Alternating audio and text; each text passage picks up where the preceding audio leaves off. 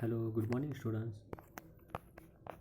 या आधीच्या टॉपिकमध्ये आपला biological fixation of nitrogen and atmospheric fixation of nitrogen म्हणजे नायट्रोजनचं जैविक आणि वातावरणीय स्थिरीकरण कशा पद्धतीने होत असतं हे आपण या आधीच्या टॉपिकमध्ये अभ्यासलं होतं. ओके, सो आज आपण पेज नंबर 28मधील सिम्बायोटिक न्यूट्रिशन हा जो पॉईंट आहे आज आपण अभ्यासणार आहोत. कोणता? Symbiotic nutrition. Symbiotic nutrition means सहजीवी पोषण. सहजीवी म्हणजे सोबत होणारं पोषण, म्हणजे एका सजीवासोबत दुसरा सजीव तिथे एकत्र येत असेल. सो तर आपण त्याची माहिती पाहूया. पहिले, in some cases 2 or more than 2 different types of plants live together to fulfill their needs of nutrition, protection, support, etc. with each other's help. This is type of nutrition is called symbiotic nutrition. म्हणजेच काय तर दोन किंवा अधिक सजीव ज्यावेळेस त्यांचा निकट सहसंबंध म्हणजे ज्यावेळेस ते खूपच क्लोज होऊन त्या सहसंबंधातून त्यांचं जे काही पोषण होणार आहे, संरक्षण होणार आहे, एकमेकांना आधार त्यांचा मिळणार आहे, इत्यादी गोष्ट ज्यावेळेस तिथं साध्य होतात, काय इत्यादी गरजा त्यांच्या ज्यावेळेस भागवल्या जातात, साध्य होतात, तर मग ह्या सर्व पोषणाला म्हणजे या सर्व गोष्टींना आपण सहजीवी पोषण असं आपण म्हणू शकतो. आता सहजीवीमध्ये काय म्हणजे दोन किंवा अधिक सजीव काय एकमेकांसोबत राहणार, पोषण करणार, एकमेकांचं संरक्षण करणार, आधार देणार एकमेकांना. म्हणजे ह्या ज्या काही गोष्टी आहेत ह्या सर्व सिम्बायोटिक न्यूट्रिशनमध्ये येत असतात. Okay, next para. Some fungi grow around the roots of some other plants. आता बऱ्याचशा ज्या काही बुरशी असतात त्या काय करतात, झाडांची जी काही मुळं असतात ना त्या मुळांजवळच त्या वाढत असतात, तिथंच त्या राहतात, वाढतात, खातात, पितात, त्या टाईपमध्ये. These plants supply nutrients to fungi and in turn, fungi supply minerals and water to the plants. आता हे जे काही बुरशी असतात ह्या बुरशीला म्हणजे झाड बुरशीला काय पोषक तत्व पुरवतं. म्हणजे आता झाडाला माहिती आहे की हा आपल्यावर एक प्रकारचा परजीवी आहे, तरीसुद्धा झाड म्हणजे वनस्पती त्यांना पोषक तत्व देत असतात, पुरवत असतात.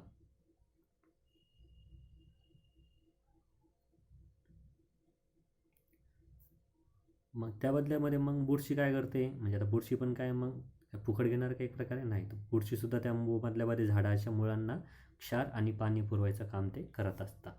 पहा, म्हणजे झाडं काय करतात, एक प्रकारे बुरशींना पोषक तत्व पुरवतात, त्यांना जगण्यासाठी जे हवं असेल ते, आणि बुरशी त्या मोबदल्यात काय करते, मग झाडांच्या मुळांना क्षार आणि पाणी पुरवतात. मग यालाच आपण काय म्हणू शकतो, सिम्बायोटिक न्यूट्रिशन. एकमेकांवर ते आधारित आहेत, है नाही. So fungi and in turn fungi supply mineral and water to the plants. मग झाडाला जे काही आवश्यक खनिजे किंवा पाणी असतात, क्षार असतात, ती मग बुरशी झाडांना पोचवत असतात किंवा पुरवत असतात. सम फंगाय अँड ॲल्गी लाईव्ह टुगेदर. आता बरेचसे जे काही बुरशी आहेत किंवा शैवाळातील जे काही प्रकार आहेत ते सुद्धा एकत्र राहत असतात. The fungi provides water, minerals as well as shelter to ॲल्गी.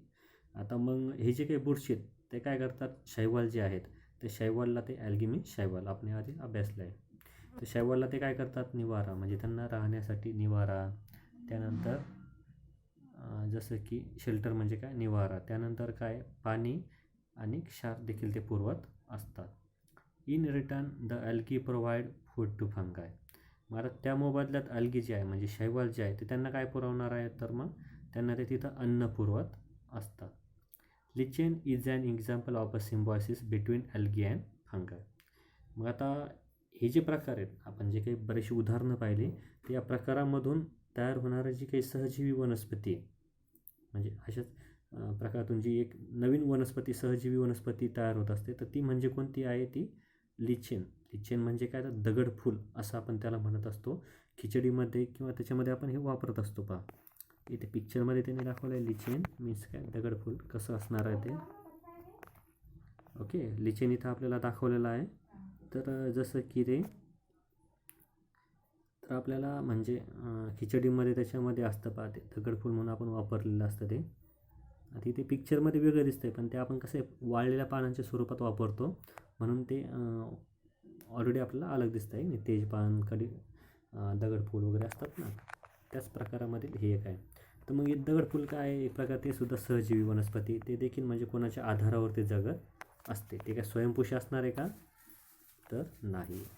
स्वयंपोषीच आहे एक प्रकारे, पण ते आधाराने जगत असतं. ओके, आता पुढचा जो आपला न्यू टॉपिक आहे तो आहे हेट्रोट्रॉपिक प्लांट्स. म्हणजेच काय, परपोषी वनस्पती. ओके. आता हेटरोट्रॉपिक प्लांट्समध्ये पहा काय दिलं आहे ते. Heterotrophic plants do not content chlorophyll. आता हे जे काही परपोषी वनस्पती असतात त्यांच्यामध्ये हरितद्रव्य नसतात, कारण की ते स्वतः हरितद्रव्य जर करू शकले असते तयार तर मग ते परपोषी राहिले असतात का, नाही. Okay. How do the heterotrophic plants live. मग आता ते जर त्यांच्यामध्ये जर हरितद्रव्य नसतं किंवा मग ते तयार करू शकत नाही तर मग ते कसे जगतात. From where do they get food. मग ते कसे जगतात, अन्न ते कुठून मिळत असतील. याचे आन्सर्स तुम्हाला जर माहिती हवी असेल तर आपण खाली आपण जाऊया. Have you seen a yellow wire like leafless climber plant growing on a big tree. What is its names. समजा तुम्हाला जर एखादं जे काही मोठं झाड असेल त्यावर कधी तुम्ही पिवळ्या रंगाचे किंवा पानं नसलेले दोरीसारखे वेल तुम्ही पाहिलेले आहेत का. कसे, पिवळ्या रंगाचे ते असणार आहेत आणि त्यांना काय पानं राहणार नाही. जशी दोरी असते ना, दोरीसारखे ते वेल असतात. तर मग त्या वेलाचं तुम्ही कधी ते पाहिले आहेत का. नेटवर तुम्ही माहिती सर्च करून मग त्याचं नाव तुम्हाला जाणून घ्यायचं आहे. Okay. Next, the plants that grow on the body of other plants to obtain food are called as parasitic plants. For example Loranthus and Cuscuta. आता मग ज्या वनस्पती म्हणजे काय, ज्या वनस्पती इतर सजीवांच्या शरीरामध्ये किंवा शरीराच्या वर वाढतात, म्हणजे शरीरामध्ये म्हणजे काय, वनस्पतींच्या मध्ये किंवा वनस्पतींच्या बाहेरील भाग, आतील भागातून किंवा बाहेरील भागावर जे जगतात, राहतात, वाढतात आणि त्यांच्याकडूनच ते काय करतात, अन्न मिळवतात. तर मग त्यांना आपण काय म्हणतो, पॅरासिटिक. म्हणजे काय, परजीवी. परपोषी म्हणजे काय, दुसऱ्यावर जगणारे. आणि परजीवी म्हणजे ते पण काय, तेच अर्थ होते. परजीवी म्हणजे दुसऱ्यावर जगणारे, पोषण करून घेणारे, हे नाही. जसे की त्याचं उदाहरण त्यांनी दिलं आपल्याला, लोरॅन्थस. लोरॅन्थस म्हणजे काय, तर बांडगुळ असा त्याचा अर्थ आहे. ओके. आणि सेकंड वन आहे जसं की कस्केटा म्हणजे काय, अमरवेल. याआधी आपण कस्केटाबद्दल माहिती पाहिली होती. आता हे जे बांडगुळ जे आहे ते पहा, वेलासारखा तो प्रकार असतो. इथे जर तुम्ही झूम करून पाहताय, ओके, बरं झूम केलं तरीसुद्धा ती व्यवस्थित दिसत नाही आहे. तुम्ही जर असं खूप झाडं जिथे असणार आहेत ना तिथे जाऊन जर पाहिलं तर तुम्हाला हे लोरॅन्थस एकदम इझिली तुम्हाला दिसून येईल. आता पहा, त्यांना काय आहेत, एक पिवळ्या रंगाची त्यांना फुलं असतात. ओके. आणि पाने त्यांना नसतात, म्हणजे पानं त्यांची का नाही, ते वेलाला ती पानं ती फुलं आलेले आहेत थोडक्यात. अशा प्रकारचं ते बांडगुळ असतं. ओके. सो इथे म्हणजे ते वनस्पतीला कसं चिटकलेलं आहे ते इथे खाली दाखवण्याचा प्रयत्न केला आहे, पण ती इमेज काही क्लिअर दिसत नाही. तर तुम्ही नेटवरून अजून त्याची माहिती अवेलेबल करून घेऊ शकता. ओके. सो आपल्या पॉईंटकडे आपण जाऊया. Due to the absence of chlorophyll the Cuscuta is completely depended on the host plant. मग आता हे जे काही कस्कटा म्हणजे काय, अमरवेल जे आहे, अमरवेल काय स्वतः हरितद्रव्य तयार करू शकत नाही आणि हरितद्रव्य नसल्यामुळे काय, मग त्याला वनस्पतींवरच अवलंबून राहावं लागतं. त्यांच्याकडेच त्याला काय, आश्रय घ्यावा लागतो. होस्ट प्लांट आश्रय घेणे, यजमान म्हणून त्याला दुसऱ्याकडे जावं लागतं. आश्रय घेणे म्हणजे काय, त्याचं साहाय्य घेणे, त्याच्याकडे मजबुरीने आपल्याला राहावं लागतं एक प्रकारे. Okay. So hence it is said to be a completely parasitic plant. मग आता आपण या पद्धतीने मग ज्या काही वनस्पती दुसऱ्या वनस्पतींवर जगतात म्हणजे परजीवी वनस्पती आपण त्यांना म्हणतो, त्याबद्दल आपण बरीचशी माहिती आता आपण पाहिली आहे. Okay. You must have also notice Loranthus that grows on trees. आता झाडांवर वाढणारे जे बांडगुळ आहे ते जर तुम्हाला पाहायचं असेल तर जिथं भरपूर प्रमाणात झाडे असतात, जसं कोणता वनीकरण विभाग असेल किंवा एखादं जंगल किंवा एखादं अभयारण्य असेल, तर तुम्हाला अशी भरपूर झाडे तिथं पाहायला मिळतील. ओके. आपलं जसं की इथे बाजूला जे आहे कोणतं गवताळा अभयारण्य आहे, त्यानंतर बरेचसे जे काही गार्डन्स वगैरे असतात जिथं मोठे झाडं असतील तिथे जाऊन तुम्ही हे जे काही अमरवेल असेल किंवा बांडगुळ जे असणार लोरॅन्थस हे तुम्ही पाहू शकताय, त्याचं ऑब्झर्वेशन तुम्ही करू शकता. ओके. पुढे त्यांनी युज ऑफ ब्रेन पॉवरमध्ये एक क्वेश्चन आपल्याला विचारलेला आहे, पहा काय आहे तो. Which part of the Loranthus plant carries out photosynthesis. मग आता बांडगुळ वनस्पती काय, परजीवी आहे, बरोबर. मग त्याच्या वनस्पतीमध्ये प्रकाश संश्लेषणाची जी क्रिया आहे मग ती कोणामार्फत होत असेल ते तुम्हाला लिहायचं आहे. ठीक आहे, बांडगू वनस्पती परजीवी, पण त्याला प्रकाश संश्लेषणची गरज लागणार आहे ना जगण्यासाठी. मग ती क्रिया कोणामार्फत तो करून घेतो किंवा ती करते असेल ते लिहायचं आहे. Second question, from where do they obtain minerals and water. मग त्यांना पाणी आणि क्षार कुठून मिळतात? ऑफकोर्स आपण ते शिकलो आहोत. कोणाकडून मिळतात? ज्याच्याकडे ते आश्रयाला राहतात, अवलंबून असतात, त्यांच्याकडूनच या सर्व गोष्टी त्यांना मिळत असतात. मग त्याच्यामध्ये फोटोसिंथेसिस येते का हे तुम्हाला ऑब्झर्व करायचं आहे, सर्च करायचं आहे. ओके. सो नेक्स्ट आहे third question, why is the Loranthus known as a partially parasitic plant. Partially म्हणजे काय? अर्धा. ओके, म्हणजे लोरॅन्थस बांडगू वनस्पती जी तिला कधी कधी अर्धपरजीवी म्हणून देखील ओळखलं जातं.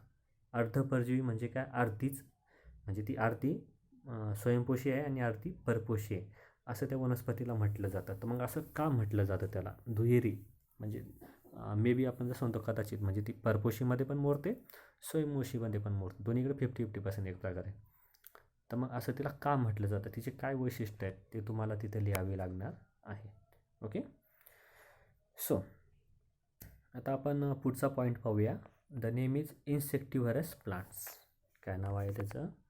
इन्सेक्टिव्हरस प्लांट्स. याबद्दल आपण थोडक्यात माहिती पाहिलेलीच आहे याआधी. ओके. तर आता सध्या आपण डीपमध्ये माहिती त्याबद्दलची पाहत आहोत. We have seen how some plants feed upon insects to obtain nutrients. त्यांनी काय सांगितलं आहे पहा. आता काही वनस्पती ज्या आहेत त्या काय करतात? किडे खात असतात, म्हणजे कीटकांचं ते भक्षण करत असतात. Okay. Insects to obtain nutrients म्हणजे काय? ते कीटकांना खाऊन कीटकांचं भक्षण करून ते स्वतःचं पोषण करून घेत असतात. म्हणजे कीटकच काय असतात? त्यांचं अन्न घटक ते असतात. हे आपण मागच्या इयत्तेत तुम्ही शिकलेले आहात तसं. This insectivorous plants generally grow in soil or water deficient in nitrogen compounds. आता ह्या ज्या काही वनस्पती असतात, म्हणजे कोणत्या? कीटकभक्षी वनस्पती, या प्रामुख्याने काय आहेत? जिथं नायट्रोजन संयुगांचा अभाव असतो अशा जमिनीमध्ये किंवा पाण्यामध्ये त्या वाढतात. म्हणजे त्यांना नायट्रोजनची आयशी, म्हणजे माझ्यामध्ये त्यांना नायट्रोजनची गरज राहत नसेल, म्हणून नायट्रोजनचं जिथं कमी वावर असेल, संयुग म्हणजे नायट्रोजन संयुग जिथे कमी प्रमाणात असतील अशाच जमिनीमध्ये किंवा पाण्यामध्ये या कीटकभक्षी वाढत असतात किंवा राहत असतात. The plant body of the Drosera burmannii has a flower like appearance. मग आता त्यांची उदाहरणं आपल्याला त्यांनी दिलेलं आहे. जसं की एक उदाहरण दिलं आहे ड्रॉसेरा बर्मानी. आता ही जी कीटकभक्षी वनस्पती असते हिची रचना कशी? एखाद्या फुलासारखी ती दिसत असते. ॲपिअरन्स म्हणजे काय? दिसणे. एखाद्या फुलासारखी ती वनस्पती आपल्याला दिसत असते, म्हणजे खूप छान आणि सुंदर ती दिसत असणार आहे. नेक्स्ट पहा. It grows close to the ground. ती काय असते? जमिनीच्या लगत ती वाढत असते, म्हणजे जमिनीला समांतर अशा पद्धतीने ती वाढत असते. Its leaves are attractively pink or red in colour with hairs at the margin. मग आता तिची जी काही पानं असतात ते खूपच आकर्षक गुलाबी आणि लाल रंगाचे ते असतात. तर का असतात पाहूया. Droplets of sticky substance found at the tips of the hairs attract insects. मग त्याची जी पानं जी आहेत, पानं फुलं ती खूप आकर्षक गुलाबी लाल रंगाचे असतात. ते का असतात? त्यांच्या ज्या कडांना बारीक काय असतात? केसतंतू तिथे असतात. मार्जिन म्हणजे काय? स्टिकी ड्रॉपलेट्स म्हणजे काय? तर तिथे बारीक केसतंतू त्यावर असतात. त्यामुळे काय आहेत? म्हणजे ते कीटकांना काय करतात? एक प्रकारे आकर्षित करतात. आणि ज्यावेळेस कीटक आकर्षित होतात आणि त्यांच्यावर बसतात तर मग त्या फुलांच्या कडाला म्हणजे कडेला काय असतात? बारीक बारीक केसतंतू असतात, म्हणजे केसांसारखे बारीक बारीक तंतू असतात. आणि ते कसे असतात? चिकट ते असतात. मग ते काय करतात? आयडिया, ज्यावेळेस मग एखादा कीटक त्यावर बसला मग त्याला काय करतं? कीटक तिथे एक प्रकारे चिटकून जातो. काय होऊन जातं? तिथे चिटकून जातं. आपण जसं की आधी पाहिलं होतं कोणतं, जसं की पिचर प्लांटच्या बद्दल आपण माहिती पाहिली होती की ते काय करतं? कीटक बसला का ते काय लगेच स्वतःला झाकून घेतं ते पान. ओके. त्या पद्धतीने हे काय करतात? मग म्हणजे कीटक जर बसला तर ते काय करतात? तिथे एक प्रकार तो चिटकून जातो. त्या द्रवालाचे बिंदू जे असतात चिटकणारे त्यांना तो चिटकून जात असतो. मग द सायंटिस्ट जोनास, कोणते नाव आहे? Johannes Burman identified this plant in Sri Lanka in 1737. Hence the plant is name after him. आता 1737मध्ये श्रीलंकेमधील जे एक शास्त्रज्ञ होते त्यांचं नाव आहे जोहान्स बर्मन नावाचे. यांनी या वनस्पतीचा शोध लावलेला होता. आणि मग नंतर म्हणजे त्यांनी शोध लावला म्हणून मग त्यांची आठवण राहावी आणि त्यांचा सन्मान पूर्ण जगामध्ये पसरतो म्हणून मग त्या वनस्पतीला बर्मानी असं नाव देण्यात आलं होतं. त्यांचं सरनेम काय होतं? बर्मन. म्हणून त्या झाडाला काय नाव मिळालं आहे? बर्मानी. जी ड्रोसेरा आणि बर्मानी ही त्यांची आठवण म्हणून, सन्मान म्हणून ते नाव तिथं त्या वनस्पतीला देण्यात आलं होतं. पहा, आपण जर पिक्चर पाहूया त्या ड्रोसेरा बर्मानीचं, ते किती छान ते पिक्चर आपल्याला दिसतं आहे. आणि एक कीटक पण त्याच्यामध्ये पहा कसा फसलेला आपल्याला दिसतोय. आणि हे जे पांढरे तंतू हे काय असतात? मग चिकट द्रव ते असतात. म्हणजे किडा बसला तिथं तो एक प्रकारे फेविकॉलला आपण कसं चिटकून जाऊ शकतोय, तशा फेविक्विकला तसं तो तिथं चिटकून जातोय. म्हणजे काय, त्यांना भक्षण करण्याची काही गरज नाही, भक्षक त्यांच्याकडे ऑलरेडी येत असतं एक प्रकारे. मग आता इथं यूज युअर ब्रेन पॉवरमध्ये त्यांनी आपल्याला एक क्वेश्चन विचारलेला आहे. पहा, why does the pitcher plant feed on insects even though it produce food by photosynthesis. मग आता जी एक कीटकभक्षी वनस्पती आहे तिचं नाव आहे पिचर. म्हणजे काय, घटपर्णी तिला म्हटलं जातं. तर घटपर्णीमध्ये सुद्धा काय प्रकाश संश्लेषणाची क्रिया तर होत असते. मग ती कीटकभक्षण का करते? पहा, आता ज्या वनस्पती प्रकाश संश्लेषणाच्या क्रिया करीत नाहीत त्या कीटकभक्षण करतात असं यांचं म्हणणं आहे. मग घटपर्णी तर प्रकाश संश्लेषणाची क्रिया त्याच्यामध्ये होत असते, मग तरीसुद्धा ती कीटकांना का खाते, असा त्यांचा प्रश्न आहे. त्याचं उत्तर तुम्हाला शोधून लिहावं लागणार आहे. ओके, तुमच्या बॅक शिकलेल्या टॉपिकवरून किंवा नेटच्या साहाय्याने तुम्ही ते उत्तर लिहू शकता. आता आपण आज जे काही शिकलो आहोत काय, जसं की सिम्बायोटिक न्यूट्रिशन, त्यानंतर हेटेरोटॉपिक प्लांट्स आणि इन्सेक्टिव्हरस प्लांट्स, यामध्ये तुम्हाला जे काही मेन वाटत असेल, जसं काही डेफिनेशन असेल किंवा उदाहरणं असतील, ते माहिती तुम्हाला इंग्लिश टू मराठी लिहायची आहे. आणि जिथे जिथे क्वेश्चन्स विचारले आहेत यूज युअर ब्रेन पॉवर, त्या प्रश्नाची उत्तरं तुम्हाला क्लासवर्कमध्ये लिहायची आहे. ओके, जे काही शिकवलेलं सांगितलं जातं ते तुम्ही क्लासवर्कच्या नोटबुकमध्ये प्रॉपरली लिहत जा. Okay, so good day, good bye.